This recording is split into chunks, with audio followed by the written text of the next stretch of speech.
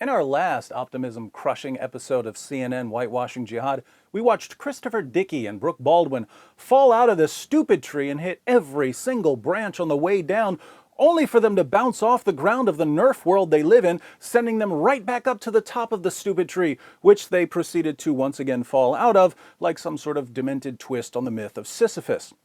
But let's give CNN another chance to get anything right. Here's Tom Foreman explaining the methodology of ISIS.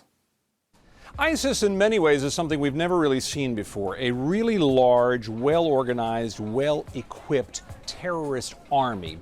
Yeah, we've never seen a big, organized, well-equipped terrorist army before, especially not the one that poured out of Arabia and fought its way across northern Africa and up into Europe in the west, while also fighting its way out to China and India in the east.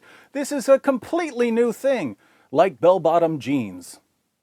But they are lifting significant parts of their playbook from bad actors in the past who also relied on terror to help them rule.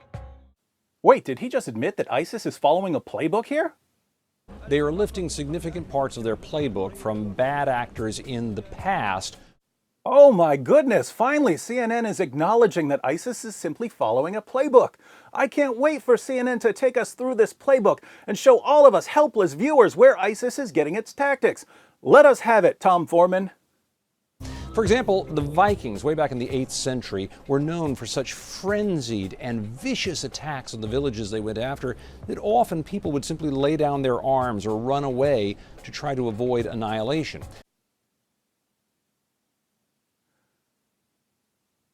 Vlad the Impaler in the 14th century was known for his cruelty to the degree that his legacy remains today far beyond Romania.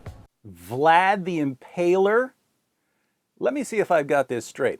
ISIS has been known to crucify some of their victims, but when these jihadists crucify people, they're not following Allah's command in chapter 5, verse 33 of the Quran to crucify people who commit the vague crime of making mischief in the land. No, they're taking a page from the playbook of Vlad the Impaler, who put people on poles, which is kind of like crucifixion. So when you think about ISIS crucifying people, don't think about the Quran verse that commands it. Think about Vlad the Impaler. In World War II, of course, Adolf Hitler's Nazis were feared for the cruel efficiency of their military attacks, the Blitzkrieg among them, and of course the slaughter of millions of Jews. Well, some of these ISIS types are big Hitler fans, and if you study your Nazi history, the feeling was mutual.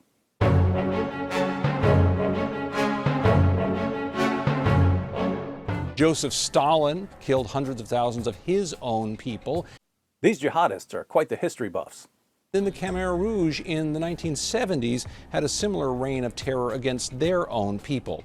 Wow, Tom Foreman has time to talk about the Khmer Rouge, but not one mention of Allah, Muhammad, the Quran, the Hadith, Jihad, Sharia, or anything else that ISIS constantly talks about when they're explaining in small words that even a CNN anchor should be able to understand exactly why they're doing everything they're doing. In each case, these groups fostered the public fear of their cruelty, this sense that they were simply terrorizing people who had to be feared and had to be obeyed. That almost reminds me of the time that Muhammad said that he had been made victorious with terror.